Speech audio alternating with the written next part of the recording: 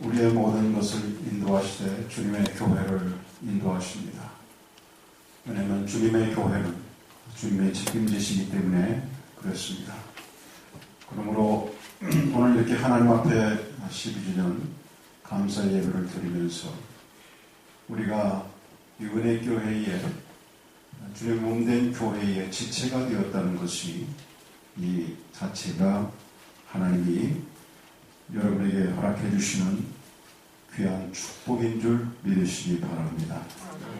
우리가 하나님의 몸된 교회의 지체가 된다고 하는 것은 주님과 한 몸 이루었다고 하는 것이기 때문에 이것 자체가 우리에게는 축복입니다. 주님과 한 몸을 이루었다고 하는 것은 주님이 바로 여러분의 인생을 책임져 주신다는 그런 의미인 것입니다. 그렇죠? 네. 한 몸인데 책임 안 지시면 어떻게 하겠어요? 그죠? 여러분의 몸이 한 몸이면은 책임을 지게 되어 있습니다. 여러분의 예를 들어서 발이 아픈데 한 몸이기 때문에 어떡하죠? 안 아프게 하기 위해 최대한 노력을 하는 것이다. 왜 그렇죠? 한 몸이기 때문에 그런 것입니다. 여러분의 발이 만약에 한 몸이 아니고 발 따로 있다고 하면 별로 그렇게 책임을 잘 안 질 것 같아요. 그렇죠? 발이 아파도 아픈지 안 아픈지 잘 모르니까. 근데 우리는 하나님과 다른 몸이 아니라 한 몸이기 때문에 우리가 아프면 주님도 아프신 거예요. 우리가 슬프면 주님도 슬프신 겁니다.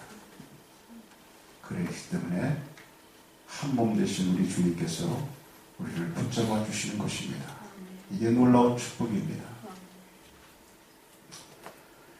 저는 오늘 베델에서 야곱의 소원이라는 제목으로 하나님의 말씀을 여러분과 잠시 나누기를 원합니다. 성경에 보시면은 우리는 성경의 여러 대표적인 그런 믿음의 우리의 조상들을 보게 됩니다. 그런데 그 중에서 아주 이렇게 좀 건명하게 좀 다른 인생을 살았던 두 분을 좀 꼽는다고 하면 이삭과 같은 인생이 있었고 야곱과 같은 인생이 있다. 그렇게 말을 할 수가 있습니다. 여러분 아시는 대로 이삭과 같은 인생은 어떻게 보면 참 시종일관 부모님께 순종하고 그리고 한 번도 이탈한 적이 없는 모험생과 같은 그런 인생을 살았던 분이 누구? 이삭이에요. 그래서 이삭과 같은 인생을 보면 항상 그렇게 순종하고 하나님 뜻대로 살아가고 그런 인생을 살아가는 그 모습을 우리가 보는 것입니다. 그에 반해서 야곱과 같은 인생을 보면 야곱의 인생은 어땠죠? 굉장히 굴곡이 있는 인생, 파란만장한 인생을 살았습니다. 그래서 이삭에 비해서는 성경에도 보면 야곱에 대해서 좋은 일이든 나쁜 일이든 할 말이 많아요. 그래서 그런지 이 야곱에 대해서는 성경에서도 많은 부분을 할애해서 야곱에 대해서 소개를 하고 있는 것을 우리가 성경에서 보는 것입니다. 여러분은 어떤 인생을 살고 싶으세요? 이삭과 같은 인생? 아니면 야곱과 같은 인생? 한번 손 들어볼까요? 나는 이삭과 같은 인생을 살고 싶다 하시는 분 한번 손 드십시오. 네. 몇 분 안 되시는데 그럼 야곱과 같은 인생을 살고 싶다. 나머지 분들은 뭐예요? 이도저도 아니에요? 나는 내 인생 살겠다고 그러니까. 네. 그럼 어차피 우리가 살아간다면 이삭 아니면 야곱 같은 인생을 살아야 돼요. 네? 그렇죠? 근데 보면 뭐 이삭과 같은 인생을 살고 싶으신 것이 제가 볼 때 좀 더 솔직한 분들인 것 같아요. 네? 그렇지 않겠어요? 우리가 가능하면은 문제 없이 평탄하게 그렇게 살다가 주님 만나면 얼마나 좋겠어요. 그런데 현실은 사실은 야곱과 같은 인생을 살아가는 그런 인생이 더 많은 것 같아요. 그렇죠? 야곱과 같은 인생. 나는 이삭과 같은 인생을 살고 싶었는데 야곱과 같은 인생이더라 이거예요. 예.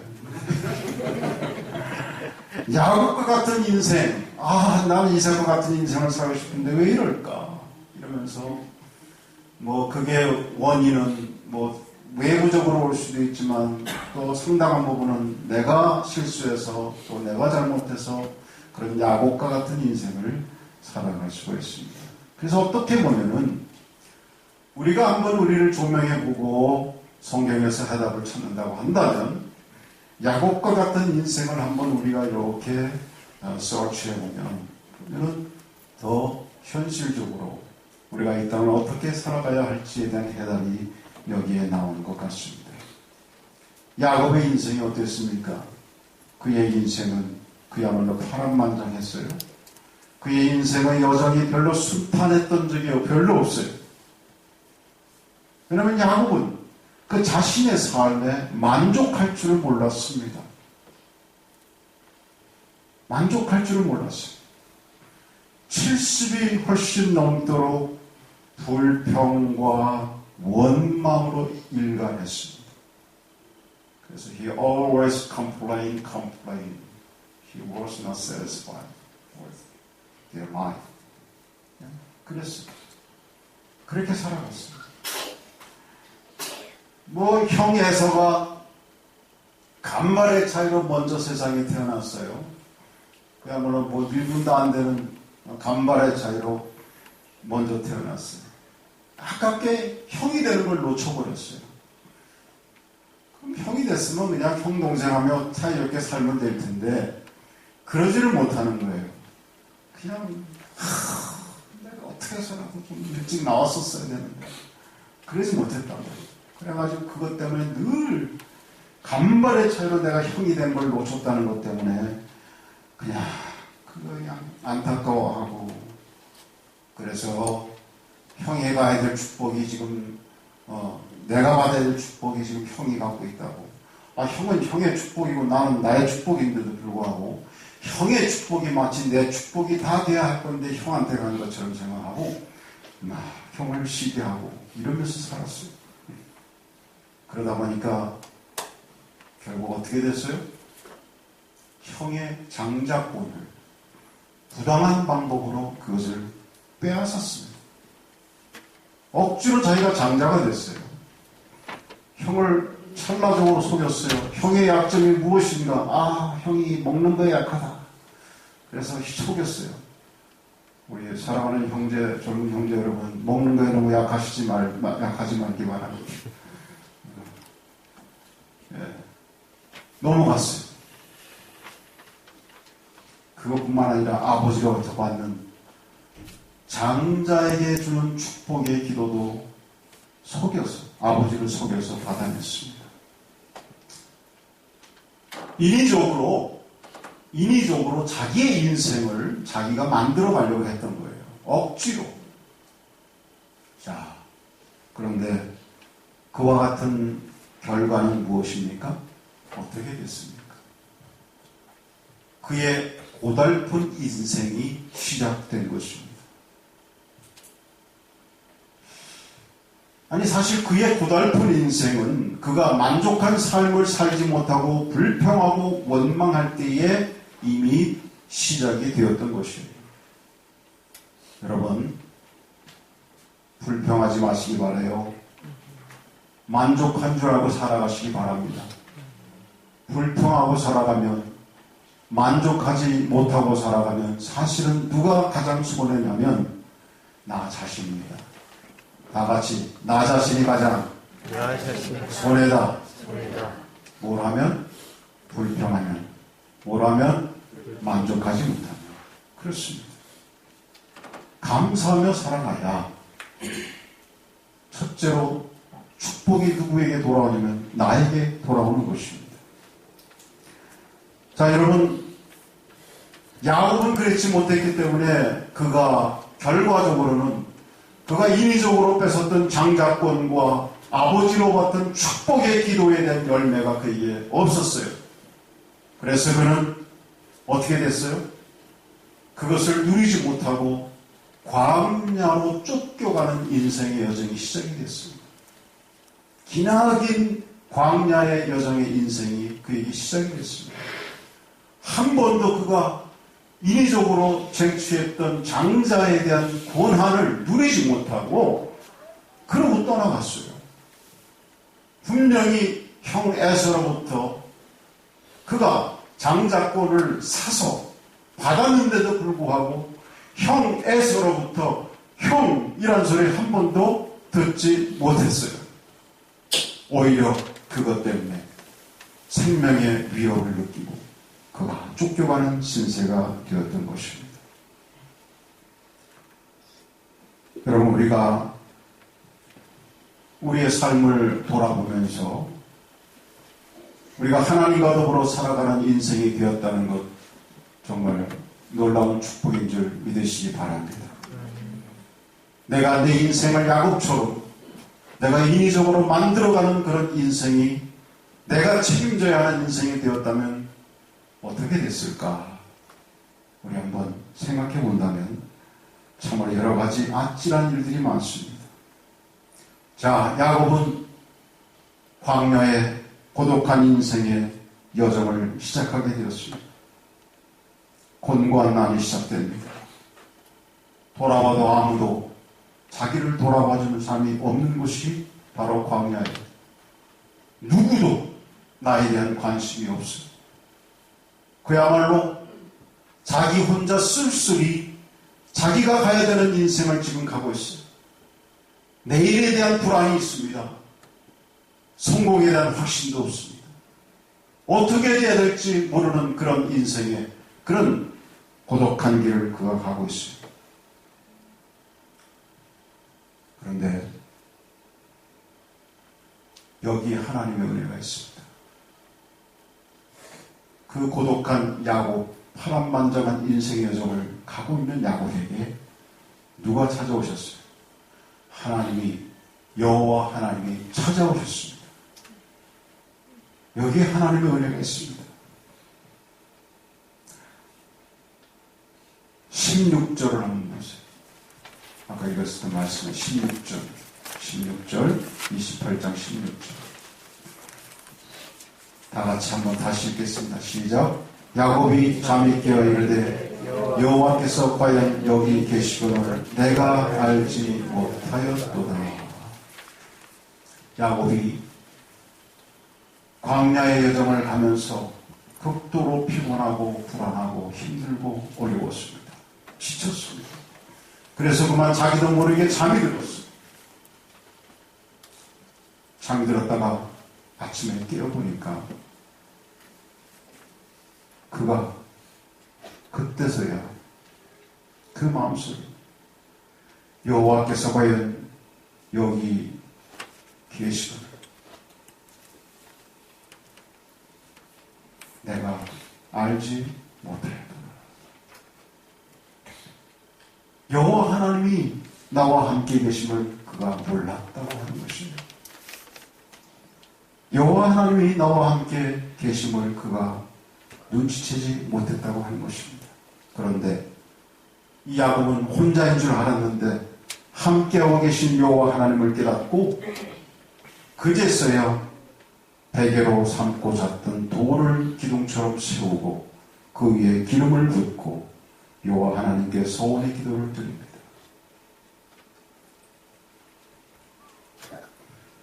여러분,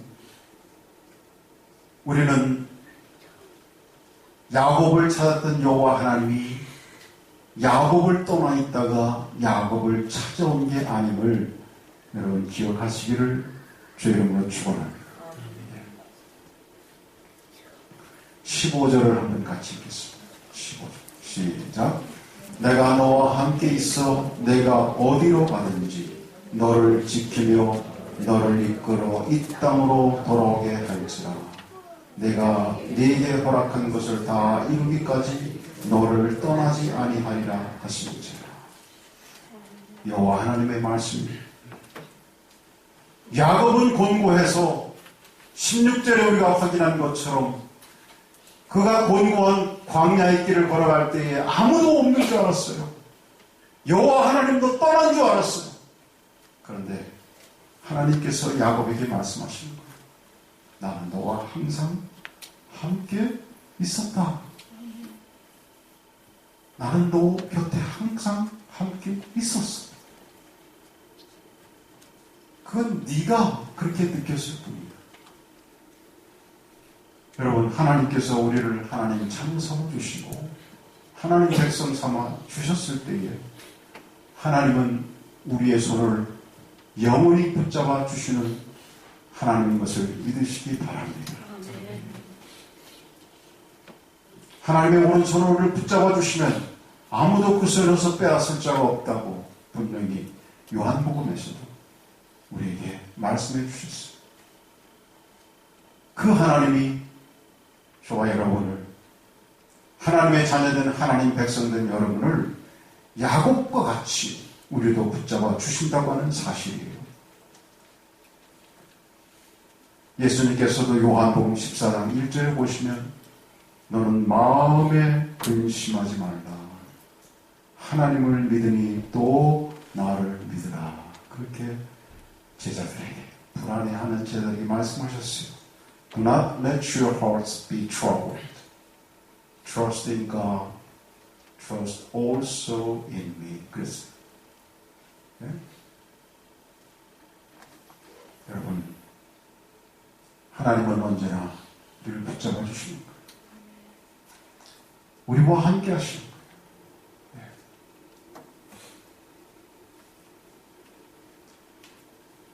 우리가 그냥 우리의 삶을 곤고하게 그 삶을 견뎌나가는 것이 우리 하나님의 백성의 인생이 아님을 오늘 이 말씀을 통해서 우리가 분명히 알아야 되는 것입니다.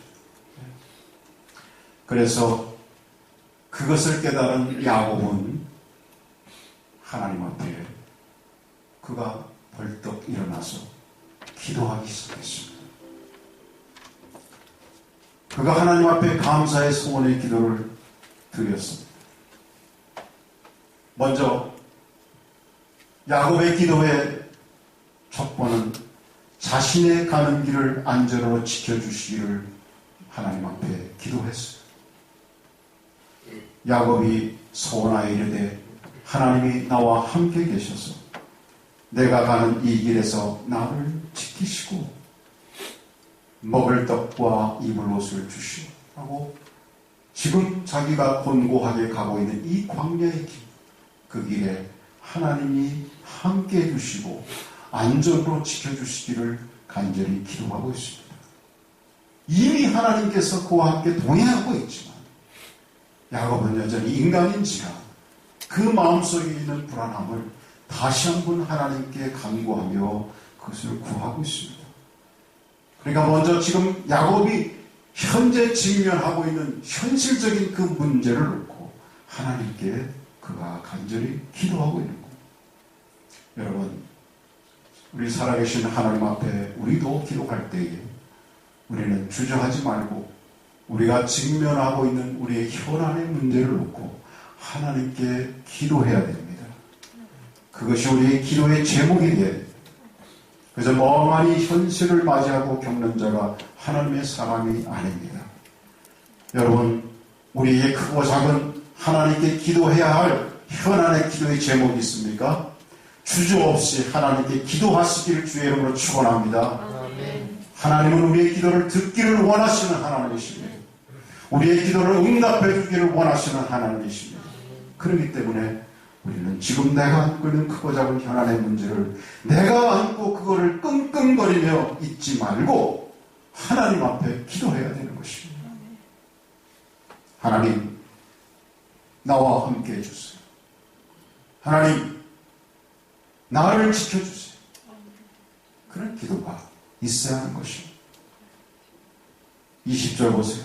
야곱이 서원하 이르되 하나님이 나와 함께 계셔서 내가 가는 이 길에서 나를 지키시고 먹을 떡과 입을 옷을 주시오 그랬습니다. 참 야곱은 그런 면에서 솔직해요. 우리는 좀 하나님 앞에서 솔직해야 될 거예요. 야곱은 영리하기도 하지만 참 솔직한 사람이에요. 그래서 이 야곱의 인생이 파란만장하긴 하지만 우리가 이런 지금 하나님 앞에 드리는 서원의 기도의 내용들을 보면서 우리가 소망을 갖는 것은 야곱이 그런 파란만장한 인생을 살았지만 야곱만큼 그렇게 놀라운 물질적인 축복을 받은 사람도 성경에 그렇게 많지 않아요. 야곱만큼 그렇게 또 하나님께서 그 야곱의 가문을 통해서 그렇게 하나님께서 역사해 주시는 것을 보는 그런 가문도 드물어요. 여러분, 이스라엘 12지파의 아들들이 누구예요? 그 아버지가 누구예요? 야곱 아닙니까? 야곱. 위대한 요셉이라고 하는 인물이 누구에게서 나왔어요? 네? 잘 모르죠? 당연한 걸 모르서 그래요.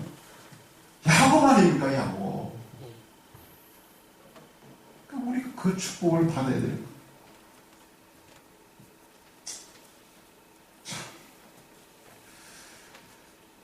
그는 자기의 직면한 문제들을 하나님 앞에 내어놓기를 말하지 않았어요.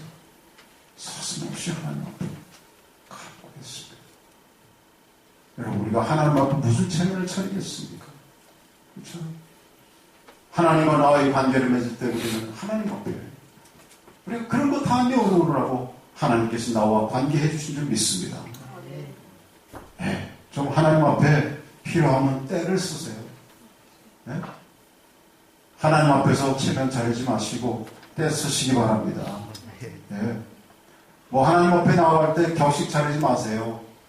하나님 앞에 나와서 하나님 만수무강 옥체 건강하셨나이까? 오늘은 좀 시간이 되시나이까? 제가 아련고 싶은데 말씀을 드려도 시간이 되시겠는지요? 하나님 앞에 그럴 필요가 있어요. 하나님과 나와 직접적으로 만나시기 원하시는 하나님이십니다.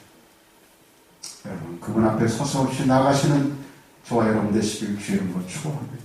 아멘. 자, 이 야곱은 두 번째, 그러고 나서 본격적인 그의 소원의 기도를 드렸어요. 야곱은 자기의 직면한 문제를 하나님께 아뢰고 하나님께서 인도해 주시기를 바랐고, 그리고 그의 소원의 기도를 드렸습니다. 여러분, 소원 기도가 뭐죠? 소원 기도가 뭐예요? 소원 기도는 나의 계획을 어떻게 하겠다고 하나님께 맹세하는 것이 아닙니다. 많은 분들이 그렇게 오해를 하십니다. 하나님, 내가 이렇게 하겠습니다. 하나님, 이렇게 하겠습니다. 그렇게 하는 것이 소원 기도가 아니에요. 소원 기도란 이미 확정된 하나님의 뜻에 내가 순종하겠음을 결단하는 거예요. 한번 따라하겠어요? 이미 확정된 하나님의 뜻에 내가 순종하겠음을 결단하는 것입니다. 하나님의 뜻에 내가 순종하겠습니다 결단하는 거예요. 나의 어떤 것을 만들어서 내 플랜을 하나님께 맹세하는 게 아닙니다. 그래서 그는 두 가지를 갖다 하나님 앞에 소원했어요. 하나는 하나님의 전을 세우겠다고 소원했습니다. 21절, 22절 우리 같이 한번 읽겠습니다. 시작. 내가 평안히 아버지 집으로 돌아가게 하시오면 여호와께서 나의 하나님이 되실 것이요 내가 기둥으로 세운 이 돌이 하나님의 집이 될 것이요 하나님께서 내게 주신 모든 것에서 10분의 1을 내가 반드시 하나님께 드리겠나이다 하였죠. 여기 보니까 앞에 부분에 20절과 21절 앞에 부분에 하나님의 전을 세우겠다. 내가 기둥으로 세운 이 돌이 하나님의 집이 될 것이요. 그랬습니다. 즉 하나님께 예배 드릴 수 있는 전을 세우겠다는 것입니다. 여러분, 하나님이 예배를 가장 기뻐하신다는 것은 이미 확증된 사실입니다. 믿으십니까? 우리 하나님은 예배를 기뻐하시는 분이에요. 의심의 여지가 없습니다. 하나님을 예배하라 하고 하는 것은 그것은 하나님의 명령입니다. 그러기에 야곱은 앞으로 나의 인생이 하나님께 예배하는 인생이 되기를 바라는 그런 마음으로 가장 예배를 기뻐하시는 하나님께 가장 하나님이 기뻐하시는 일을 위해서 내가 하나님의 전을 바로 베델이라고 하는 이 광야가 이 곤고한 곳이 인간적으로 생각하면은 하나님이 안 계시고 내 스스로 내일에 대한 불안 속에 있어야 할 것 같은 이곳이 하나님을 만나는 장소가 되기를 바라는 마음에서 하나님의 전을 세우겠다고 소원하는 것입니다. 여러분들도 여러분의 인생에 하나님의 전을 세우시기를 간절히 축원합니다. 하나님을 늘 예배하는 인생이 되시기를 간절히 축원합니다. 여러분의 관심 중에 예배가 하나님께 드리는 예배가 으뜸이 되어지기를 간절히 축원합니다. 그럴 때에 하나님께서 그 예배를 통하여 여러분에게 영적인 축복을 허락해 주실 줄 믿습니다. 여러분, 예배는 하나님께서 여러분을 영적으로 풍성케 하시는 축복의 통로예요. 영적으로 건강하게 원하세요? 믿음이 충만하게 원하세요? 예배에 관심을 갖기 바라요. 예배가 여러분의 인생에서 그 프라이어리티가 우선이 되어지길 바랍니다. 그러면 하나님께서 여러분을 영적으로 풍성한 축복을 허락해 주십니다.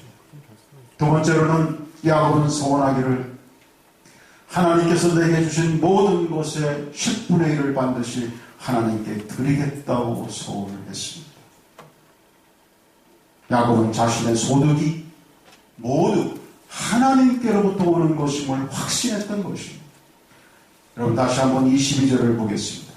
22절 거기에 표현을 보시면 다 같이 읽겠습니다. 내가 기둥으로 세운 이 돌이 하나님의 집이 될 것이요. 그 다음에 하나님께서 내게 주신 모든 것에서 누가 주셨어요? 하나님께서 주신 것을 분명히 야곱은 알고 있었다고 하는 거예요. 고백하고 있다고 하는 것입니다. 여러분, 오늘날도 우리의 모든 삶에 필요한 것들, 물질, 하나님께로부터 온다고 하는 사실을 여러분 확신하시기 바랍니다. 믿으셔야 돼요. 그래서 야곱은 그 표현을 한 거예요. 하나님께서 주시는 거니까. 모든 것이 당신으로부터 왔습니다라는 고백의 표현이 있어야 함을 그가 알았습니다. 모든 것이 여호와 하나님으로부터 오는 것임을 알고 그것을 인정하는 소득의 11조를 하나님께 드릴 때 하나님으로부터 더 많은 축복이 올 것도 알았을 것입니다. 왜? 야곱은 영리하니까요. 물론 우리가 하나님께 10의 1조를 드릴 때 우리의 기본적인 마음의 자세는 뭐냐면 첫 번에 야곱이 고백했던 거예요. 모든 것이 하나님께로부터 왔음을 인정하는 고백의 믿음의 표현이 10의 1조예요. 감사의 표현이에요. 그렇지만 덤으로 오는 것이 뭐냐면 야곱은 아마 영리하니까 이게 바로 하나님께서 내가 하나님을 예배할 때 영적인 축복을 허락해 주시듯이 내가 하나님과 나의 관계에 있어서 내가 소득의 10의 1조를 드릴 때에 하나님은 이것을 나에게 물질의 축복의 통로로 주실 것이다 하고 하는 것을 야곱은 알아차렸을 거다 그거예요. 여러분 그렇게 생각이 되세요? 안 되세요? 네. 그래서 야곱은 하나님의 드리기를 주저하지 않았어요. 결과적으로 우리가 알고 있잖아요. 얼마나 많이 야곱이 물질적인 축복도 엄청나게 받았습니까? 저는 우리 은혜교회 성도님들이 이와 같은 축복도 누리기를 주의 이름으로 축원합니다. 오늘 이 말씀을 보면서 저는 결론적으로 오늘 말씀을 맺기를, 야곱은 인생의 전반기에 감사할 줄 모르고 불평하고 원망하는 인생을 살아서 파란만장한 인생의 여정을 걸어왔지만, 함께 하시는 하나님께 즉각적으로 반응함으로 말미암아 하나님이 주시는 풍성한 축복도 그가 누렸다고 하는 사실입니다. 여러분도 함께 하시는 하나님께 주저없이 반응하고 그분이 이미 약속하신 축복을 누리고 광야의 삶이 아닌 하나님과 동행하는 삶을 살아가시기를 주의 이름으로 축원합니다. 하나님께서는 바로 이 은혜교회를 통해서 여러분이 한 몸을 이루고 있는 여러분이 바로 이것이 우리가 하나님께 드리는 예배, 그 귀한 예배를 통해서 여러분의 삶을 축복하시고 하나님 앞에 헌신하고 하나님 앞에 마땅히 우리가 함께하고 드려야 되고 주님께 헌신에 된 우리의 섬김의 삶을 통해서 또한 우리 은혜교회 모든 성도님들 가정마다 하나님이 주시는 놀라운 축복이 넘쳐나기를 주의 이름으로 축원합니다. 기도하겠습니다.